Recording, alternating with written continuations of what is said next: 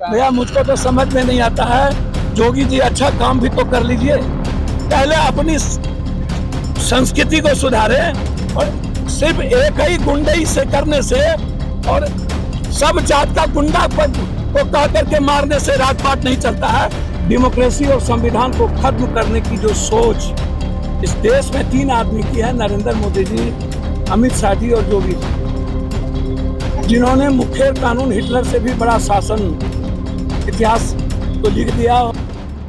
ज्ञान व्यापी पर दिए गए सीएम योगी आदित्यनाथ के बयान के बाद सियासी वार पलटवार का दौर जारी है। इसी कड़ी में एक पुराने मामले में गाजीपुर की कोर्ट में पेशी पर आए जन अधिकार पार्टी के संरक्षक और पूर्व सांसद राजेश रंजन उर्फ पप्पू यादव ने सीएम योगी के बयान पर निशाना साधा। को लेकर कहा है कि उसे मस्जिद हम नहीं कह सकते, और वो मस्जिद होता है तो त्रिशूल कहाँ से आता है? भैया मुझको तो समझ में नहीं आता है। जोगी जी अच्छा काम भी तो कर लीजिए, जोगी जी रोजगार पर कर लीजिए, बिजली पर कर लीजिए, रोड पे कर लीजिए, महंगाई पर कर लीजिए। आप हमेशा इनके जात के एक भी गुंडे नहीं हैं, ब्रज किशोर गुंडा नहीं है, इनका विनीत गुंडा नहीं है, दुनिया में इनका जितना जात है इसका कोई गुंडा नहीं है। दूसरे जात में बाभन में गुंडा, भूमिहार में गुंडा, अन्य जाति में गुंडा, जादव में गुंडा, मियाँ में गुंडा, इनका जात कोई गुंडा नहीं। पहले अपनी संस्कृति को सुधारे और सिर्फ एक ही गुंडई से करने से और सब जात का गुंडा पप्पू यादव ने माफिया मुख्तार अंसारी के बेटे अब्बास अंसारी को लेकर भी राज्य सरकार और केंद्र सरकार पर तीखा हमला बोलते हुए बीजेपी को अपराध, आतंक और भ्रष्टाचार की गंगोत्री बता दिया।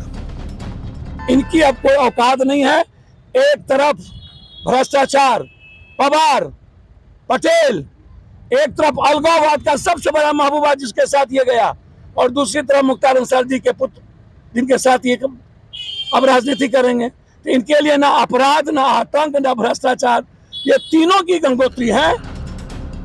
वही विपक्षी पार्टियों के गठबंधन इंडिया को लेकर उन्होंने कहा कि नफरत के खिलाफ इंडिया जीतेगा। पीएम नरेंद्र मोदी, अमित शाह और सीएम योगी आदित्यनाथ पर निशाना साधते हुए उन्होंने कहा कि कुछ लोग लोकतंत्र और संविधान को खत्म करने की साजिश रच रहे हैं। नफरत के खिलाफ इंडिया जीतेगा। डेमोक्रेसी और संविधान को खत्म करने की जो सोच इस देश में 3 आदमी की है, नरेंद्र मोदी जी, अमित शाह जी और जोगी जी, जिन्होंने मुख्य कानून हिटलर से भी बड़ा शासन इतिहास को लिख दिया और दुनिया में इंसानियत खत्म हो गई, मानवता खत्म हो गई, पूरा का पूरा रोजगार खत्म हो गया, पूरी की पूरी दुनिया में महंगाई बढ़ गई। वहीं मणिपुर की घटना को लेकर भी पप्पू यादव ने बीजेपी सरकार पर तीखा हमला बोलते हुए कहा कि बीजेपी नफरत की राजनीति करती है। मणिपुर के मुख्यमंत्री एन बीरेन सिंह को आड़े हाथों लेते हुए उन्होंने कहा कि ऐसे मुख्यमंत्री को जहर दे देना चाहिए। महिलाओं का रिस्पेक्ट घट गया, मणिपुर दुनिया को में शर्मसार हमें कर दिया।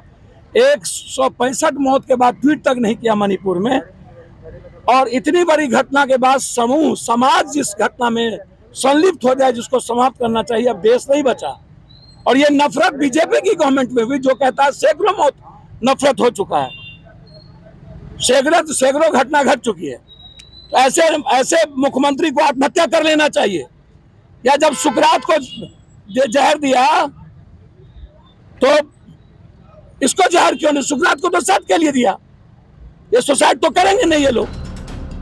आपको बता दें कि पूर्व सांसद और जन अधिकार पार्टी लोकतांत्रिक के राष्ट्रीय अध्यक्ष पप्पू यादव मंगलवार को गाजीपुर के मोहम्मदाबाद में 1993 में हुई एक घटना का केस चल रहा है, जिसकी सुनवाई के लिए पूर्व सांसद सोमवार को सीजेएम कोर्ट में पेश होने पहुंचे थे।